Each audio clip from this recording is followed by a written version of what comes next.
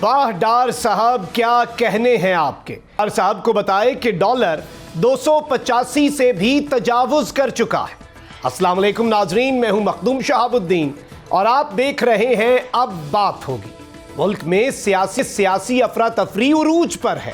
Election سے بھاگنے والی حکومت کے سامنے پھر الیکشن آ کھڑے ہوئے ہیں. سپریم کورٹ کا فیصلہ سننے کے بعد ایک غزل میرے ذہن میں آئی تو میں نے سوچا کہ کچھ لائنز آپ سے شیئر کر دوں. غزل کے ایک شعر کچھ یوں ہے کہ لے آئی پھر کہاں پر قسمت ہمیں کہاں سے، یہ تو وہی جگہ ہے گزرے تھے ہم جہاں سے.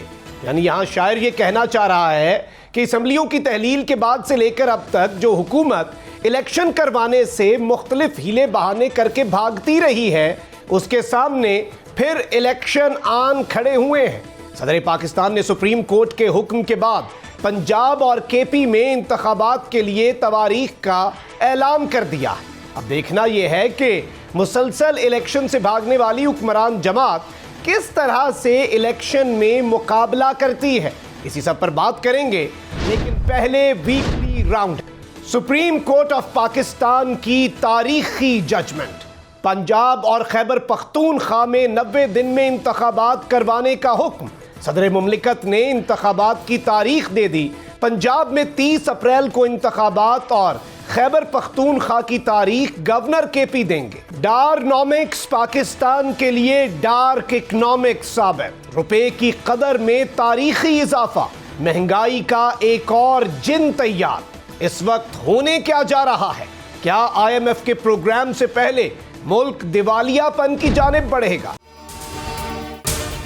اگر آپ کو یہ ویڈیو پسند آئی ہے تو سبسکرائب کریں اور بیل آئیکن پر لازمی کلک کریں. اف کیا ظلم ہے. بول ایک دفعہ پھر سازشی عناصر کے نشانے پر. کو چیئرمین بول شعیب شیخ کو فری ٹرائل کا موقع نہیں دیا جا رہا. تفتیشی آفیسر جو مدعی بھی ہے اپنا بیان ریکارڈ کروا چکا ہے کہ کبھی کوئی جرم ہوا ہی نہیں. ایگزیکٹ جو کچھ کر رہا تھا سب لیگل تھا. ایگزیکٹ کے پاس تمام لائسنس تھے. اس پر ستم ظریفی یہ کہ بریت کرنے کے بجائے کیس دنوں نہیں گھنٹوں کے حساب سے چلایا جا رہا ہے. فری ٹرائل کی دھجیاں اڑا دی گئیں. آئین میں موجود انفرادی حقوق کو پامال کیا جا رہا ہے. متعلقہ جج کے خلاف درخواست دائر کر دی گئی ہے. بول کے خلاف انتقامی کارروائیاں زوروں پر ہیں. بول کا عدلیہ کی عزت کے لیے کھڑے رہنے کا عزم. بول کا عدلیہ کو سلام.